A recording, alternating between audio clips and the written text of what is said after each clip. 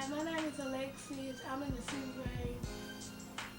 Okay, thank you, Alexis, for taking out your time for being here with me today. And we're just going to jump right into the subject, talking about peer pressure. Not peer pressure, but talking about being bullied by kids and being teased. I'm going to start with you. Have you ever been teased by any of your peers? And if so, in what way? And how did it make you feel?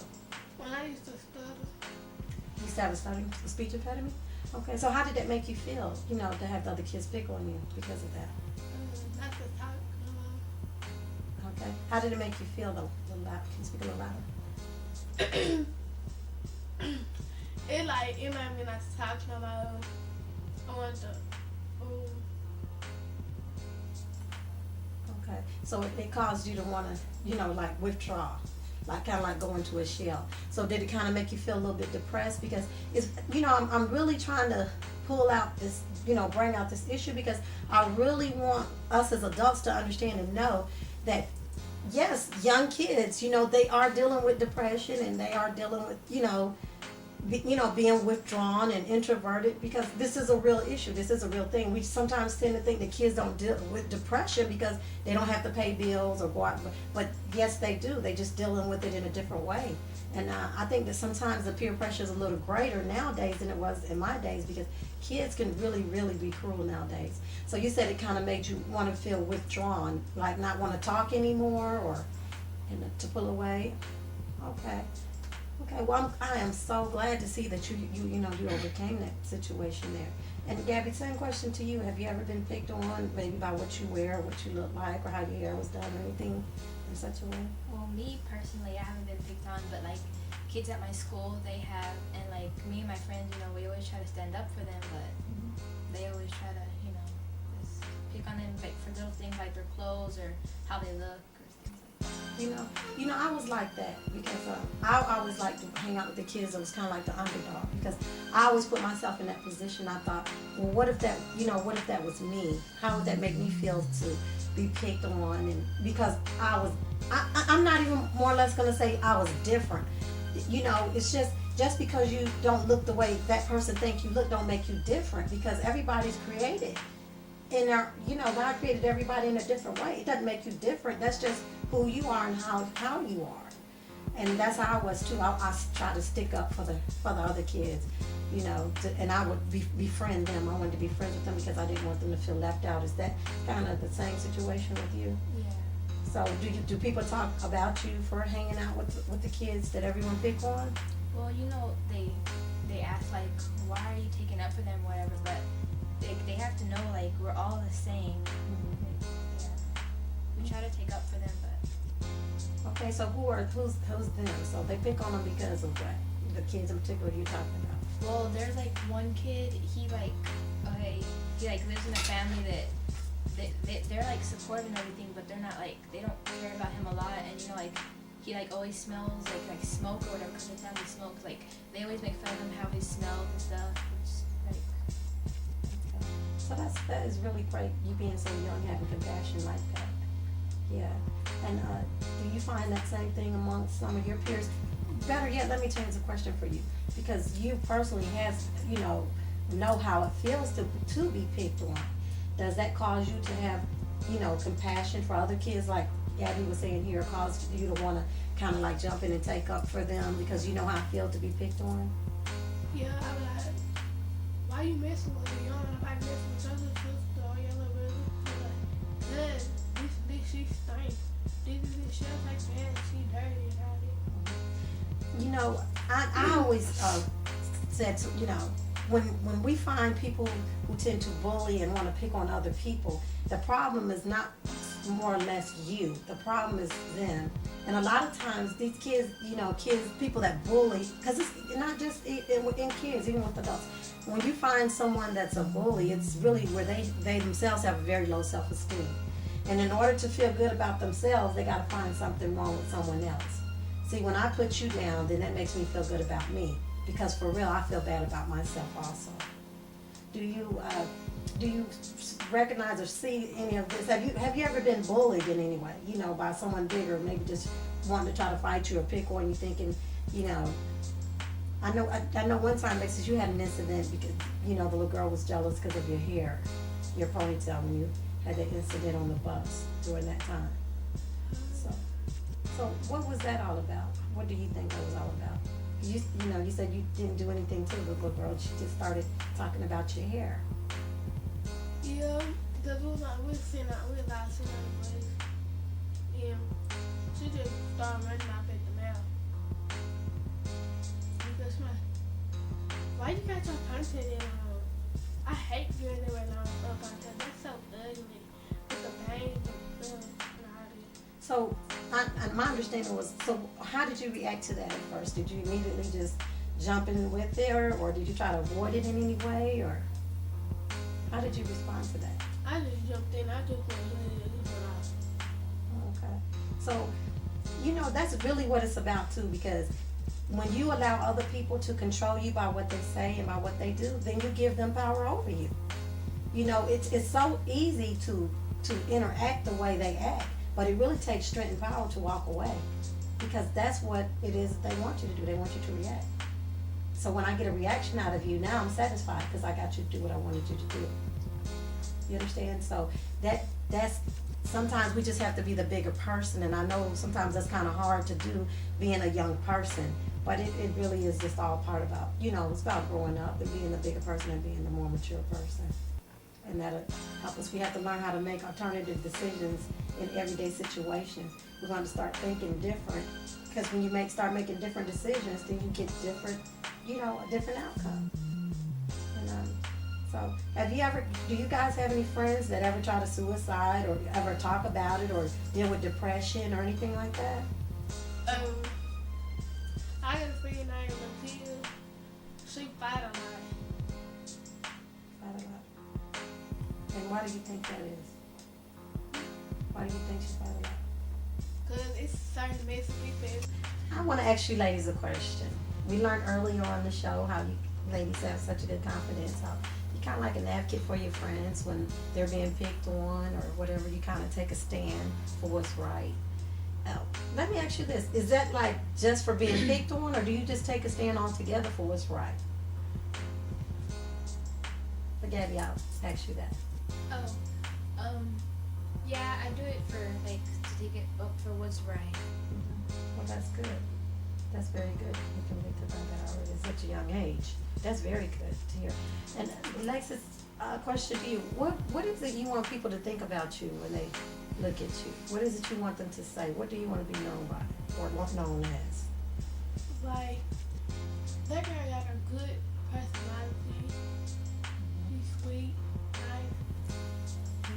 That's good. And you got it? Yeah, pretty much me too. I want them to know that, like, they can't just come up to me and try to sell me jugs or anything. And I want them to be like, no, I have a good personality. Well, that's great. And then because I'm not them to come up to me. Say it a little louder, Alexis. I didn't hear. Could you repeat that? And then because I'm not dumb and they gotta come up to me and run off at me. So you think because you're nice, people will tend to try and take advantage of you? Or run over you? Is that But what I'm you're not saying? really nice. I'm mean. You mean? Why is that? Why do you feel like you have to be mean? I don't think you're Because mean, it's just Alexis. people that... You're not mean. You mean at school, Alexis? Why? Why? Because people just get on my nerves. Why do they get on your nerves? Because I be doing my work. I be doing good. I'm like, hey. I'm like, what? I'm like, hey, pepper. You know what I mean? You get me in trouble.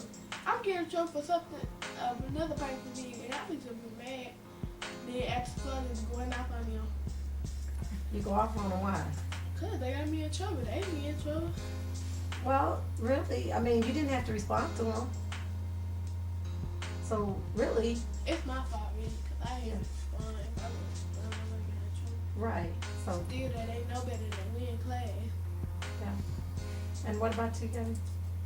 Yeah, well, people, like, they, like, want to get you in trouble and stuff. But, like, I try not to, like, if they get me in trouble or something, I try not just to let it go, pass, because I'm not trying to get in trouble. Well, that's a good attitude. That is really a good attitude. You just try to let it pass. Cause you know one thing I always say, I used to tell my kids is that when kids pick on you and say things or try to get you in trouble or whatever, or try to pull you into things, just know that that's not, they're calling out your name or whatever. That's not who you are. So why are you responding to that? Same way with them asking you for stuff. That's not what I'm supposed to do. So why am I going to respond to that? You see what I'm saying? I'll just have to talk to them later after class. So we'll just have to deal with this later. But right now, I have to, in order to be able to help someone else, I have to first be able to help myself stay out of trouble. I can't help to keep you out of trouble if I'm always in trouble. So that's a very mature way of looking at it. So you ladies are going to middle school next year. So tell me, what are your expectations of middle school? Gabby. Well, I'm gonna try to stay out of trouble. Like, I don't want to get in trouble. I'm gonna like stay strong. Like, probably I could get advice from the 8th graders, the one that is like, don't get in trouble, whatever. That's mature. Yeah, like how they made it through 7th grade and stuff. Oh, that is really good. So you guys are gonna look for some positive people to hang around. Yeah. That is so very, very important.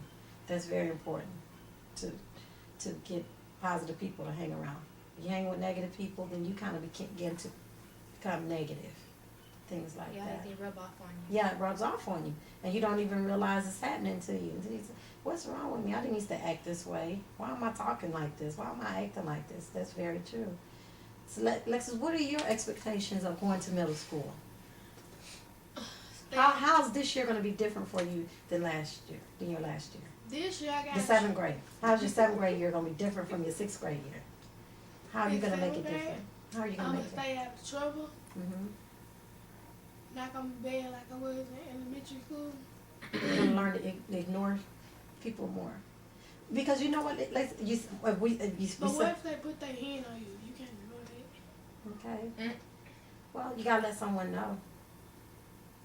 Most of the time, though, before they just outright hit you, it usually start with them picking with you.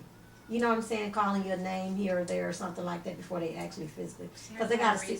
Yeah, they gotta see where you at. And when it starts in the early stages, then begin to tell someone. Then let your mom know or let your counselor or somebody know what's going on. Because we're going to have to learn how to make alternative decisions in everyday situations. Because if we keep on making the same decisions, we're going to keep getting the same results. So, again, I mean, when we say that we're leaders, we're going to have to be the bigger person and learn to ignore and try to learn to walk away and say, well, what they're saying is not true about me. So maybe it's true about themselves. Maybe they're just having a bad day because it has nothing to do with me. Because I mean, if you don't know me, how can you say things about me? You don't know who I am to judge me or to pick on me. You understand what I'm saying? So when a total stranger walks up to you and calls you out of your name, they're not talking to you. They don't even know you. But if you respond to that, then you're going to give them the power over you, and it's going to seem as if what they're saying is true because you're reacting to it. And that comes with growing up and being mature. And that's what a leader is. You got to take the high road. Because whether you know it or not, other people recognize and notice that you're a leader, and they're looking at you whether you realize it or not. People are watching and they're looking at you. So whether you want to be a role model or not, you are in some way or another, good or bad. Okay, so that's just something that you young ladies can take into the next year as a fresh start. What are some of the other things that you're gonna do? You say you're gonna try to stay out of trouble and No fight. no fighting. That's good. That's a really good idea. And how are you gonna avoid that?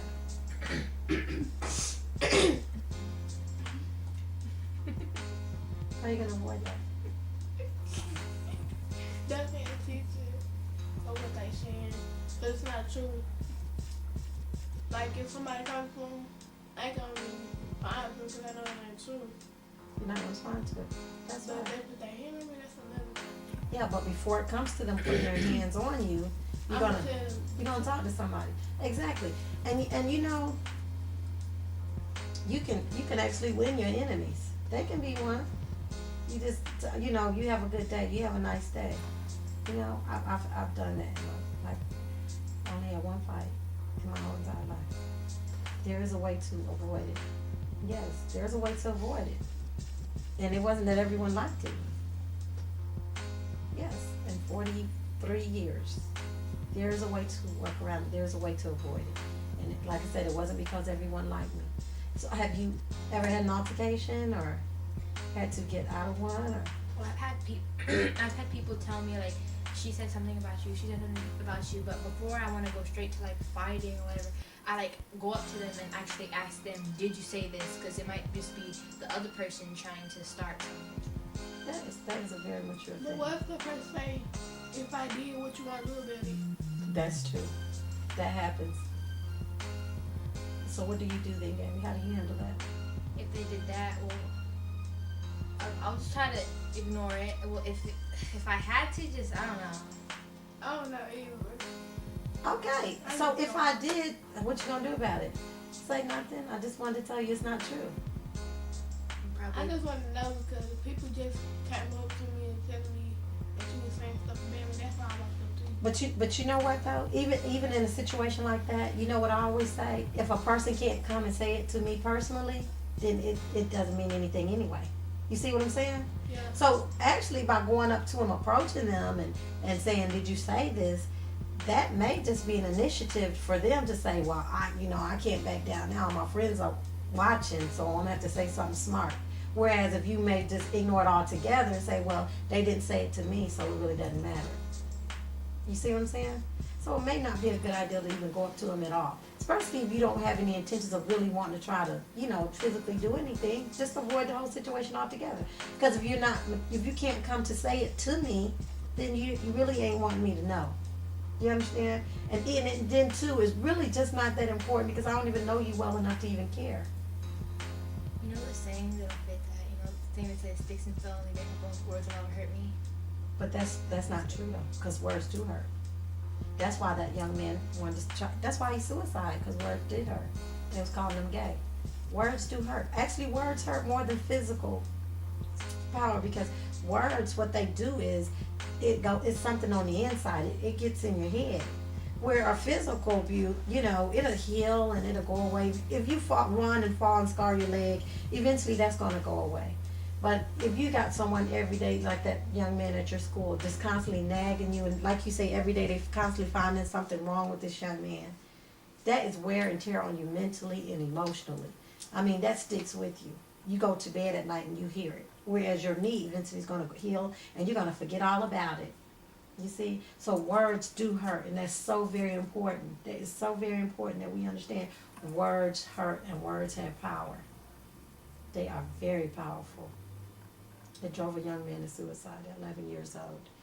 And we're going to end our story. We're going to end our show today on that note. And I just want all you young people out there and mothers and parents to be aware of some of the signs that your young people may be dealing with. I mean, if they're beginning to be withdrawn or, don't really want to hang out with their friends anymore, or just kind of just sit down and ask them at the end of the day, how's your day? And okay, Alexis, do you have a word of advice or encouragement for kids that are being teased and picked on? Especially considering, the things that you had to overcome with your speech problem.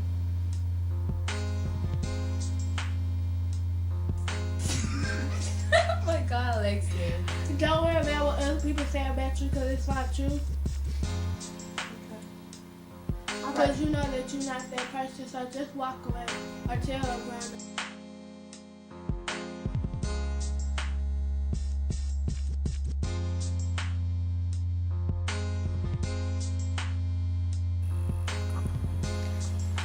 Don't hate on me because of your own insecurities. Hating on others is never how God meant for us to be. That's why He created you to be you and me to be me. You see, that's what makes us so special. You see, because God only made one of you and one of me. And no one can beat you being you. And don't you see, that's why no one can fulfill your destiny. So be proud of who you are. And don't let what others say drive you too far.